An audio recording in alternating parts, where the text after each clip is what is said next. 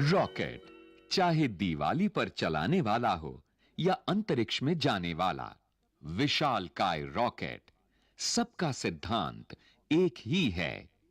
पीछे की ओर से तेजी से गैस निकलती है और उसकी प्रतिक्रिया के फलस्वरूप रॉकेट को ऊपर की ओर गति मिलती है। पर यह प्रतिक्रिया क्या है? आइए यह समझने का प्रयास करते हैं। हम सबने देखा है कि बॉल जमीन पर फेंकने से जमीन से टकराकर वापस ऊपर उठती है। ऐसे ही हम जंपी पर कूदने से वापस उछल जाते हैं। और कैरम बोर्ड के खेल में स्ट्राइकर बोर्ड के किनारे से टकराकर रीबाउंड हो जाता है, यानी वापस लौट आता है। पर कभी आपने सोचा है कि ऐसा क्यों होता है? इसका कारण है कि जब बॉल जमीन से टकराती है तो जमीन पर एक बल लगाती है। बदले में जमीन भी बॉल पर उतना ही बल लगाती है, जिसके कारण बॉल वापस उठ जाती है।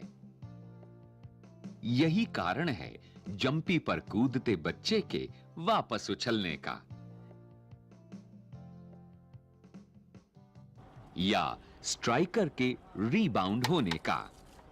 वास्तव में जब भी कोई वस्तु किसी दूसरी वस्तु पर बल लगाती है तो दूसरी वस्तु भी पहली वस्तु पर बल लगाती है। इन बलों में से एक को कहते हैं क्रिया और दूसरे को प्रतिक्रिया। तो आइए क्रिया और प्रतिक्रिया को समझने के लिए इस नाव को ध्यान से देखें। बच्चे के नाव से कूदने पर क्या होता है?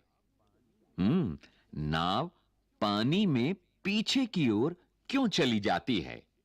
इसका कारण है कि कूदते समय लड़के के पैर नाव को पीछे की ओर धक्का देते हैं। इस बल के कारण नाव पीछे की ओर चलती है और नाव लड़के पर आगे की ओर प्रतिक्रिया बल लगाती है, जिसके कारण लड़का किनारे पर पहुंच जाता है। इसमें दो बल लगे, क्रिया नाव पर और प्रतिक्रिया लड़के पर।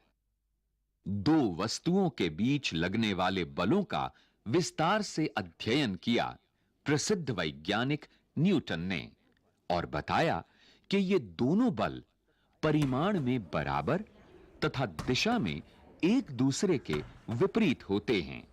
न्यूटन ने अपने इस कथन को गति के तृतीय नियम के रूप में व्यक्त किया। किसी भी क्रिया के लिए ठीक उसके बराबर और विपरीत दिशा में प्रतिक्रिया होती है। पर ध्यान देने की बात यह है कि क्रिया और प्रतिक्रिया बल एक ही वस्तु पर कार्य नहीं करते, बल्कि सदैव दो अलग-अलग वस्तुओं पर कार्य करते हैं। इस बात को समझने के लिए जरा इस लड़की को देखें, जो पहिए वाली कुर्सी पर बैठी है। जब लड़की मेज को सामने की ओर धक्का देती है, तो कुर्सी पीछे चल पड़ती है। लड़की ने मेज पर बल लगाया, तो मेज ने लड़की पर विपरीत दिशा में प्रतिक्रिया लगाई, जिसके कारण कुर्सी पीछे चल पड़ती है। तो क्रिया लगी एक वस्तु पर और प्रतिक्रिया हुई दूसरी वस्तु पर। तो आइए क्रिया और प्रतिक्रिया पर आधारित कुछ मजेदार खेल देखते हैं।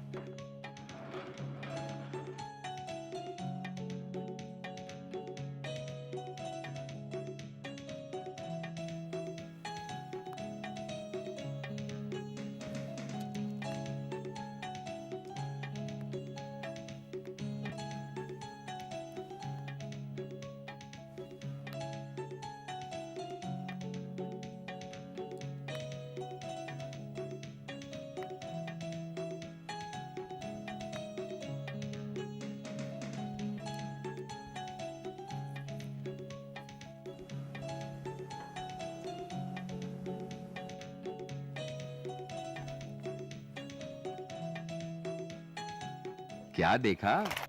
जब कार आगे बढ़ती है तब गत्ता पीछे की ओर चलता है।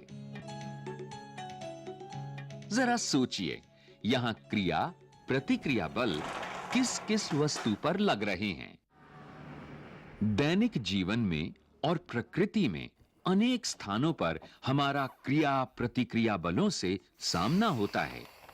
आइए जरा देखें। बच्चों, क्या आपने सोचा कि नाव को पतवार से चलाने के लिए हम क्या करते हैं? नाव चलाने के लिए पानी को पतवारों से पीछे की ओर धकेला जाता है।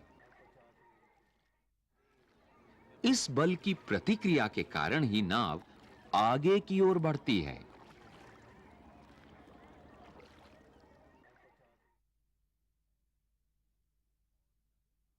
और जब नाव को पीछे की ओर चलाना होता है तो पतवार से पानी को हम आगे धकेलते हैं और इस प्रतिक्रिया के कारण नाव पीछे की ओर बढ़ती है।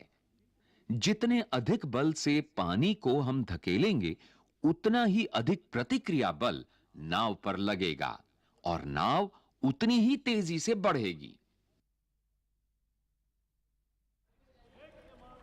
आइए अब हम इन तैराकों को देखते हैं। पानी में तैरते समय आगे बढ़ने के लिए तैराक क्या करते हैं? ये अपने हाथों और पैरों से पानी को पीछे की ओर धकेलते हैं, अर्थात पानी पर पीछे की ओर बल लगाते हैं और पानी तैराक पर प्रतिक्रिया बल लगाता है, जो उसे आगे की ओर धकेल देता है। जब तैराक डुबकी लगाने के लिए डाइव करता है, तो भी क्रिया प्रतिक्रिया बल कार्य करते हैं। यहां पर क्रिया प्रतिक्रिया बल किस किस वस्तु पर लग रहे हैं? तैराक डाइविंग बोर्ड को दबाकर उस पर क्रिया बल लगाता है और डाइविंग बोर्ड उसके ऊपर प्रतिक्रिया बल लगाता है, जिसके कारण तैराक को आवश्यक उछाल मिलता है। मछली भी पानी में आगे बढ़ते समय क्रिया प्रतिक्रिया बलों का ही उपयोग करती है। पानी को पीछे धकेलने के लिए मछली अपने फिन यानी पंख का उपयोग करती है।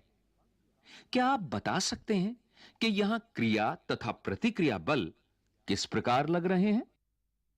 क्रिया प्रतिक्रिया बल का अनुभव बंदूक से गोली चलाते समय भी होता है। गोली तेजी से आगे की ओर निकलती है और उसकी प्रतिक्रिया के फलस्वरूप बंदूक पर पीछे की ओर धक्का लगता है। क्रिया प्रतिक्रिया का एक और उदाहरण देखते हैं। आग बुझाने वालों के पाइप से पानी बहुत तेजी से आगे की ओर निकलता है। इसके नोजल के पास लगे हैंडल को आग बुझाने वाले कर्मचारी को कसकर क्यों पकड़ना पड़ता है? क्योंकि तेजी से निकलते पानी की प्रतिक्रिया के कारण नोजल पर पीछे की ओर बल लगता है।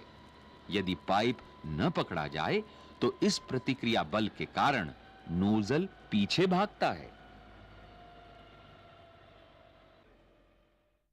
वैसे उद्यानों में इस तरह के फव्वारे तो आपने देखे ही होंगे।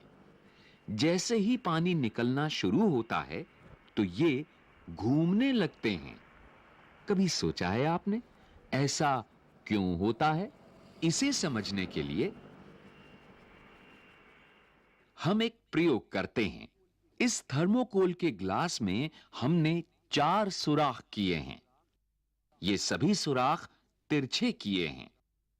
ग्लास को एक बारीक धागे से इस तरह से लटकाया हुआ है।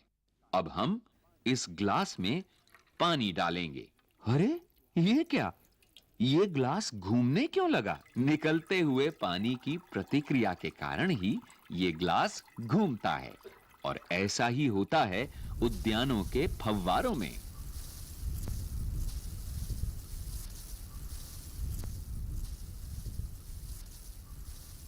आपने देखा, आकाश में ऊपर उठते हुए रॉकेट को गति पीछे की ओर तेजी से निकलती हुई गैसों की प्रतिक्रिया के कारण मिलती है।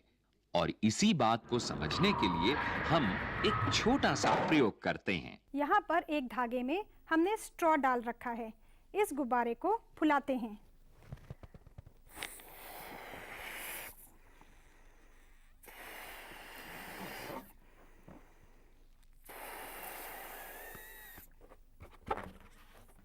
इस गुब्बारे का मुंह हाथ से बंद कर लेते हैं। इसे स्ट्रॉ से टेप के द्वारा चिपकाते हैं। इस गुब्बारे के मुंह को यदि हम छोड़ दें तो क्या होगा?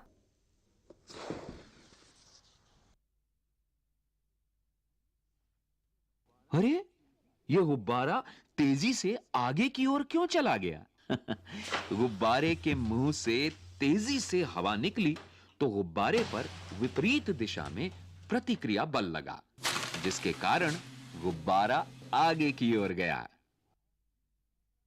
और ठीक ऐसा ही होता है ऊपर जाते हुए एक रॉकेट में। रॉकेट के अंदर जलते हुए ईंधन के कारण गैस तेजी से पीछे की ओर निकलती है, जिसकी प्रतिक्रिया के फलस्वरूप रॉकेट पर ऊपर की ओर बल लगता है और रॉकेट को गति मिलती है। तो आज हमने अपने दैनिक जीवन और प्रकृति में क्रिया और प्रतिक्रिया के उपयोग के कई उदाहरण देखे। अपने आसपास जरा ध्यान से देखिए कि क्रिया और प्रतिक्रिया बल कहां और कैसे लग रहे हैं।